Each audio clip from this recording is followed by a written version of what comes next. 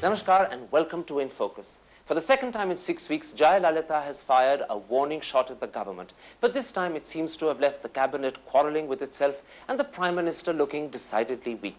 So today, in his last interview before he leaves the country for 10 days, one of the men at the center of the controversy, Urban Development Minister Ram Jethmalani, talks exclusively to In Focus about the ramifications and implications of the recent political upheavals. Mr. Jethmalani, let's come first to the allegations made against you by Jayalalitha in her letter to the Prime Minister. Have you ever at any time admitted on oath to a metropolitan magistrate in Bombay that you've received some $200,000 from the LTTE outside the country? The most ridiculous allegation to make, and it is so irresponsible. All that you have to go and see my deposition, recorded by the magistrate. The certified copies are available to everybody. The certified copy is with the enforcement. The certified copy is available to every citizen who wants to. For the sake of the audience who don't know the certified copy, you're saying you've received no such money ever? Ever, ever, ever. Neither in this country nor outside? Never, at no place in the whole world. Tell me something else. Have you ever been no place in the universe? No place in the universe. Okay. Have you ever been questioned by the Enforcement Directorate? When I prosecuted Chandraswamy for making the same kind of allegation in the magistrate's court, I had deposed before the magistrate. I was cross-examined by Chandraswamy's counsel, where Mr. Subramaniam Swamy used to be present throughout. Then when they found that they were in hot waters and he couldn't sustain this bloody lie, they tendered an unconditional apology to the court, and upon that the magistrate recorded that I am allowing the withdrawal of the case filed by Mr. Jethmalani. At that time, not having succeeded in court, they tried to initiate some inquiry through the enforcement. And that's when the Enforcement Directorate questioned you? The Enforcement Director questioned me long ago, and questioned me, just addressed a simple letter to me asking for my explanation, which I sent. So it was a mere formality? It must have been, of course. Have they taken any other action in this matter? Never, and I understand that the case has been closed long ago. Do you have confirmation of this? Well, they don't write to you formally, but the very fact that after my very first reply to them, they never got back to me. Has the Enforcement Directorate approached the Prime Minister for permission to prosecute you under Section 8(1) of FERA? You better ask the Prime Minister this question, but I don't believe that they have. It is the most ridiculous allegation. In which case, what you're saying is these are unsubstantiated, ridiculous, irresponsible allegations. Are they in fact lies? They are fabricated lies, fabricated by a man who has been judicially determined to be a public liar and a stunt master. Then tell me this, Mr. Jethmalani, you've called them irresponsible, you've called them lies. How do you react to the fact that the Prime Minister has taken them seriously enough to write to you to ask for your response? I don't blame the Prime Minister at all. It's the Prime Minister's duty, whenever even a finger of suspicion is raised, particularly by a person who happens to be our ally. I mean, the Prime Minister must at least go through the formality of calling for the explanation and confronting the lady. Quite right. He must go through the formality. I accept that. But did he have to announce publicly that he was writing to you to ask for a response? I think our government must work on the principle of transparency, and I compliment the Prime Minister for saying so and for declaring it to the public. But I do hope that when the Prime Minister has found out that the allegations are totally baseless, he will equally be transparent enough to announce this to the public. And do so in public formally? Of course. Tell me something, did the Prime Minister write to you for your response because the allegations were serious and there was evidence to substantiate them, or did he write because he had to take measures to appease Jayalalitha? I am not in a position to answer that question, but I can tell you that some amount of attempt to please one's allies and keep them in good humor is not bad politics, nor is it bad statesmanship. And I must really sympathize with my Prime Minister, the kind of things he has had to go through. And you're also saying, aren't you, Mr. Jethmalani, that if in the process you are personally caused a little bit of discomfort or trouble, you're happy to pay that price? I'm not really paying a price. It is a price which one has to pay in public life. Public life, you must, like Caesar's wife, not only be honest, but be totally above board. Okay, you've raised the important issue about public life and you've compared it to Caesar's wife and the need to be totally above board. Let's then come to what I call the broad moral principle that appears to underlie the present controversy. Should ministers, when they are charge sheeted, resign from office on moral grounds? Now, first of all, I want people to understand this ambiguous word, charge sheeted. When a police files a case against somebody, that is called charge sheeting. When after a judicial determination of the prima facie evidence, a court comes to the conclusion that there is a case for a trial, it's not a determination of guilt at that stage.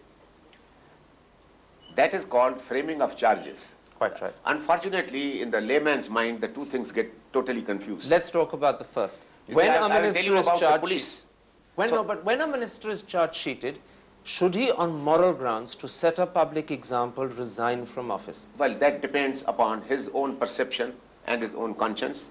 There is neither settled law on this point, nor is there even a settled democratic practice. But Okay, you are differing, of course, from what the Prime Minister in the statement read out on his behalf No, by the Prime Pramod Minister- Mahajan said. He said that when a minister I'm sorry, the is Prime charged with Minister's corruption, statement is totally misunderstood. The Prime Minister made the statement in the context of charges being framed by a court. not on the basis of Not on the pure basis- charge sheeting. I will tell you what the law is. The police don't ultimately determine the truth and falsehood also of an allegation made. They send the charge sheet to the court and hope that the court will come to its own conclusion about the truth and the So falsehood. what you're saying is that it is incumbent on moral grounds for a minister to resign, not at the point at which he's charge sheeted by the police, but at the point at which the court determines that there is a case to be tried on the basis of that charge sheet. That's right. So the second stage is the point at which you resign, not the first. I think that should be the democratic and the correct practice. All right. Let me then come to the case of Mr. Bhutta But Singh. provided the offense is one which involves moral turpitude, Let's take up that distinction later. Let's continue at the moment with the case of Mr. Bhutta Singh. Mr. Bhutta Singh was charge sheeted and a court determined that he had a case to be tried on the basis of that charge sheet, and yet he was appointed a cabinet minister. Should he, in those circumstances, have been inducted into the cabinet? he was not inducted in the cabinet at a time when the framing of charges had become final. The framing of charges was itself the subject matter of proceedings in the High Court and the Supreme Court.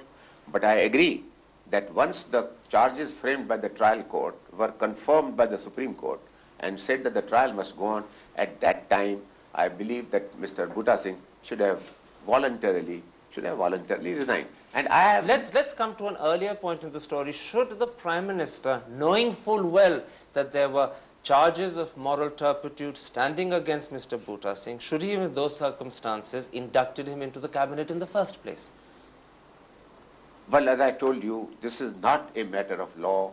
It is, Quite right. It's a matter it of is not moral even- judgment, and it's No, your... it's not a question of even moral judgment. It is a question of democratic practice. I think if the candidate for a berth in the cabinet is able to proclaim that, look, I believe that I am innocent, and you ask me, as a lawyer, I have not been able to find an answer to this argument. I have seen cases which are... Can I interrupt you, Mr. Jethmalani? I'm not asking for a technical or a legal answer. I'm asking for something from one of the lawyers in the country who has the highest public standing. I'm asking for your personal that is judgment. Precisely what I'm telling you. If you are asking me my personal judgment, what would I do in a precise circumstance? Would you have put him in your cabinet had you been Prime Minister? Well, I would have then myself, because I claim to be a trained lawyer, I would myself have examined the merits of the case and come to my own conclusion about the charge sheet. Okay, but what you're suggesting is that Mr. Vajpayee, not being a trained lawyer, clearly did not personally examine the merits of the case and should have at least thought twice before inducting Mr. I beg Bhutta your Singh. pardon, if the Prime Minister is not a trained lawyer, he has got the common sense of a very trained juror, and I'm quite sure he must have applied his mind. In any event, he has got competent legal advice available to him from all quarters. Quite right. So he could have got the legal advice and he could have determined well in advance that perhaps inducting Mr. Bhutta Singh was not the right and proper thing to do. I don't think that he had any data on which to come to that conclusion. But had he made the effort, he could I'm have sure found he that. did. I'm sure. You're in an embarrassing position. You clearly can't say that the Prime Minister took the wrong choice, but your heart seems to suggest, your face seems to suggest that you wish the Prime Minister hadn't done it. You can judge my heart the way you like, but I have so much respect for my Prime Minister that I believe that he must have done everything proper. Okay, let's not further embarrass you on this score. Clearly, you can't say more than what your face is revealing. Let me come to a separate issue. Be sure, Karan, nothing embarrasses me. It's not embarrassing you. I'm trying to walk that difficult rope between getting you to say what you want to say and what would clearly be politically wrong for you to say. Let me come to a different but equally important aspect of this issue. You said that any minister who faces charges of moral turpitude upheld by a court is honor-bound to resign from office. Does that therefore include Mr. Advani, Mr. Murli Manohar Joshi and Ms. Uma Bharti, all of whom have had charge sheets upheld by the Allahabad High Court and have been deemed to face a trial for criminal conspiracy? I draw a very valid distinction between offenses of corruption and moral turpitude and offenses which do not involve these elements. That's a distinction that you draw as a politician. It's not a distinction that the law draws. It's not a distinction that morality and ethics draw. I don't agree at all. This is a well-known distinction in criminal law, in extradition law. For example, you extradite for offenses of cheating and bribery, but you don't extradite a person for either desecrating a mosque or a temple. Mr. Jethmalani, let me put it like this. Many people would hear you and say, what he's really saying is that it's politically expedient to remove Bhuta Singh.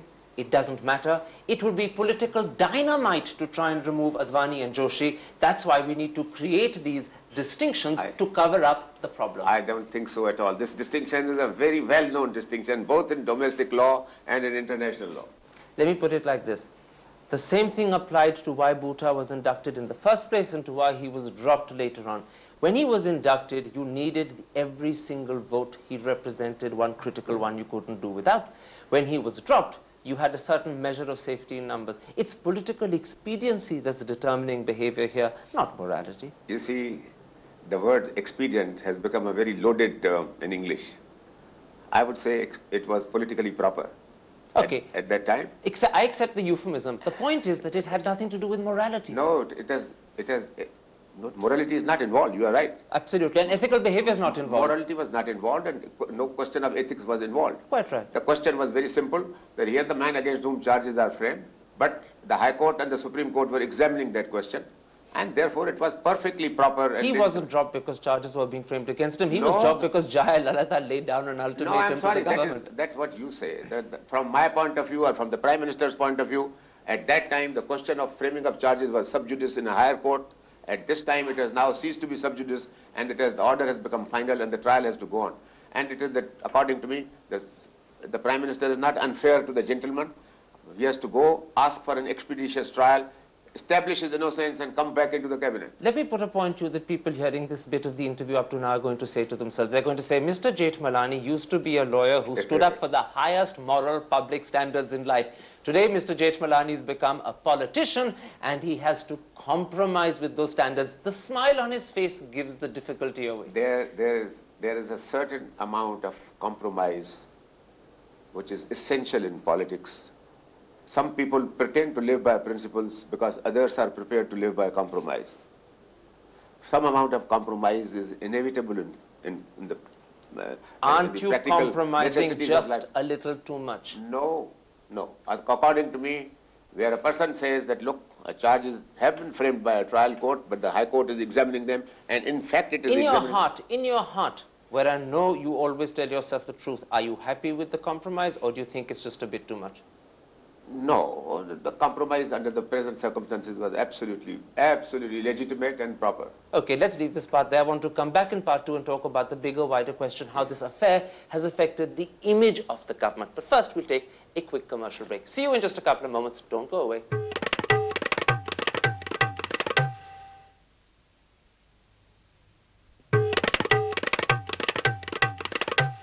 Welcome back. We're talking to the Urban Development Minister, Ram Jethmalani, about the recent political crisis affecting his government. Mr. Jethmalani, I want in this part to talk about how these upheavals have affected the image of the government. And let's start first with the Prime Minister. In recent days, people have formed the opinion that every time Jaya Lalita threatens, the government gives in. Are you concerned that this impression is gaining ground? Well, I don't know whether the impression is gaining ground. Probably it is. But according to me, it is somewhat misplaced. Because on the very first day, the Prime Minister showed his grit. He went to the President and said that, well, we have only 240 votes. And that put things right. Quite right, but that was before he became Prime Minister. Look at the sequence of events after that. Jayalalitha demanded the law portfolio for Thambidurai. So you, the most best qualified lawyer perhaps in the country, was denied it. Yeah. She demanded greater powers for, I'm not flattering you. She demanded greater powers for R.K. Kumar. 70% of Yashwant Sinha's ministry was virtually handed over to him. I mean, doesn't that suggest she gets what she wants? No. Ultimately, what do you suggest that she wants? If I read your mind right, and you are referring to what I think you think she wants. You mean the dismissal of the DMK government in Chennai? Then no law minister can do it. Because be sure that this government collectively and with some ministers individually is very strong to resist any kind of pressure against unconstitutional action. So what you're saying is no matter what pressure she puts on the Prime Minister, the Cabinet collectively will ensure. You're saying the Cabinet collectively will ensure that the DMK government is not wrongly dismissed. And mind you, these pressures don't come merely from Jayalalitha, they come from other quarters too. Therefore, look at the Prime Minister. Okay. He has stood firm like a rock. But just so that there's clarity on this matter, I'm asking you to repeat the point you've made. You have said to me that the Cabinet collectively will ensure that the DMK government is not wrongly dismissed. Is that right? Correct. Correct. Okay. No, when I say that it's not wrongly dismissed, of course, nobody will be wrongly dismissed. But the question is, there will be no abuse of Article 356. The Prime Minister has announced it 10 times. And the Cabinet will ensure that this is the case. And the Cabinet will certainly ensure that nothing of the kind will take place. Then let's come back to the series of examples of pressure Jayalalitha is putting at you. It's not just on portfolios that I mentioned a moment ago. Look, in fact, at the Bhutta Singh case. The Prime Minister was perfectly happy to have him in his cabinet for 30 days.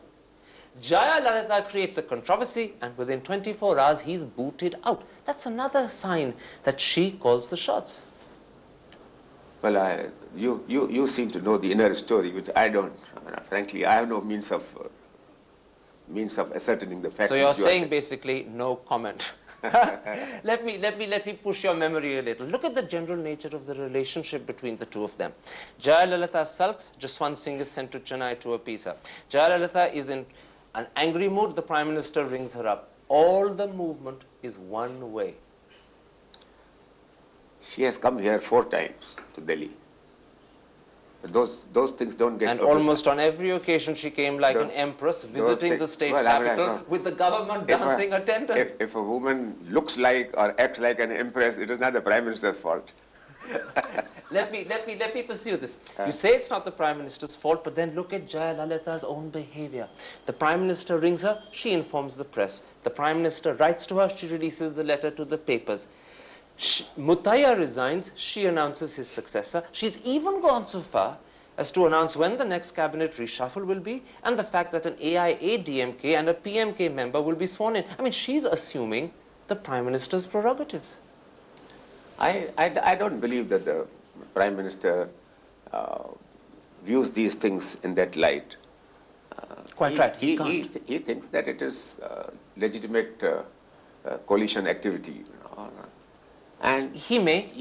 You have all the time to keep rounding off the angularities of one another. And I think it is a legitimate political process. Let me put it to you in the way the country sees it, because at the end of the day, governments in democracies depend upon their public image.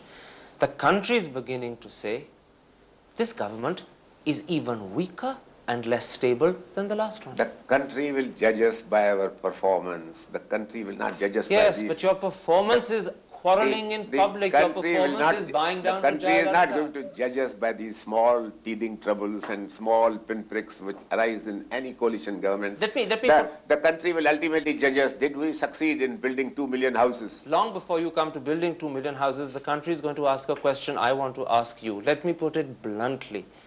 Is the Prime Minister showing signs of weakness in handling Jayalalitha, or do the circumstances not permit him to be any stronger? No, according to me, the Prime Minister is acting as best as one can under the present circumstances, and I would blame him if he acted otherwise. So in fact, there is a real sense in which he's constrained by circumstances, and we have to accept that They're reality. in human life is like that. You are constrained by circumstances Do you all the time. do you accept that the image of the government has, whether rightly or wrongly, let's leave that out, but the image of the government has suffered slightly? In the eyes of those who expect a different image of the government. But I don't think it is legitimate to expect a different. What you're saying is those who expected the government to do better will be disillusioned, but those cynics who knew this would always happen won't be disillusioned. Okay, let me move away from the Prime Minister. Let me put to you the other problem with this government. For the last week, we've had ministers quarreling in public, trading names and accusations on television. Mr. Jethmalani, let me ask you a sober question. Is that a mature and sensible way for senior ministers to have conducted themselves? No, I agree with you that it's a very ugly sight that ministers should attack one another. But who are you talking about? I don't remember having attacked a single minister. No, you didn't attack a single minister, but you spoke fairly openly, candidly, and some would say vituperatively about one of your allies. Oh, well, now you talk of ministers. Let me ask a question that is asked not as a journalist, but as an individual. Do you regret some of the things you may have said on reflection? Not a bit. Not a bit. Nothing. Do you regret saying in Bangalore, although you didn't name her, that she was arrogant and irresponsible even after leaving jail and had failed to distinguish between right and wrong? That was my statement under extreme provocation, because only the previous evening she was reported to have said that he is the charge-sheeted minister and he should go. But given that it was said under provocation, now do you think you could have phrased it more delicately, more carefully? I'm not used to phrasing things delicately, I must tell you that, and that is me, that is Ram Jethmalani. You'd say the same thing all over again, the same way? Same way, if the similar provocation arises. So not a word is withdrawn? Not a word is withdrawn. What about the fact that on Sunday night, I would have withdrawn and I would have apologized if, for example, it had turned out that she had not said what she said. But given that she said what she said, you stand by every word. Every word. What about the fact that on Sunday night on Star TV you said that she was not a free agent, that she was acting at the behest of Subramaniam Swamy? I have known her for quite some time. She has been my client. And there was a time when she was vigorously fighting Subramaniam Swamy. And today it is one of the greatest political mysteries which I am unable to solve. How is it that she is hand in glove with Subramaniam Swamy of all the persons?